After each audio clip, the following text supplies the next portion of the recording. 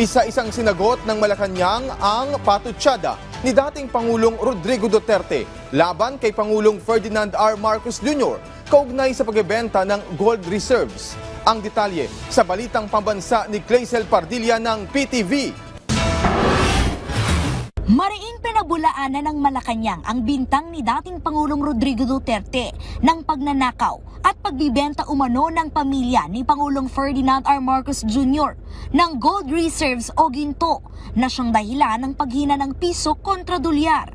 Ayon sa BSP, ang pagbebenta ng gold is just a regular activity. How? Why?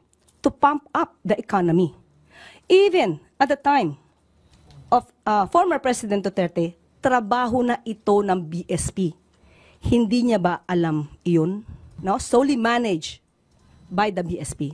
So paano magkakaroon dito ng hand or pakikialam ang Pangulo? Ayon sa Bangko Sentral ng Pilipinas, mahigpit na pinangangasiwaan ng ahensya ang gross international reserves ng bansa, kabilang ang reserbang ginto. Layo nitong mapanatili ang katatagan at kakayahan sa pagpalit ng piso sa pandaigdigang merkado. Ang pondo, eksklusibong ginagamit para matugunan ang foreign exchange requirements ng bansa. Bumibilian niya ng ginto at ibinibenta ito ng BSP kapag mataas ang presyo. Sabi ng BSP, napupunta ang kita sa GIR mula sa $103.8 billion noong 2023. Tumaas ang GIR ng bansa sa $106.3 billion na karaang taon. Kaya buwelta ng Malacanang sa aligasyon ni Duterte.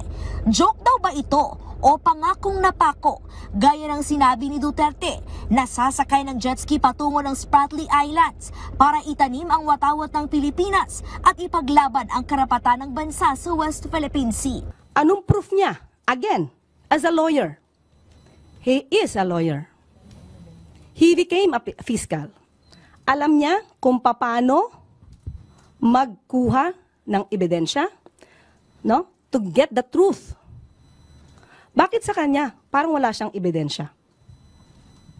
Laging paintriga. All we want here is evidence. Ipakita niya kung si PBBM o ang Pangulo ang nag-utos para magbenta ng gold reserves. Pero ang sabi nga po nila, mas tumaas pa po ang GIR natin to $106.3 billion. So ibig sabihin, wala tayong problema sa gold reserves natin. So that's fake news. Mula sa PTV Manila, Clazel Pardilla, Balitang Pambansa.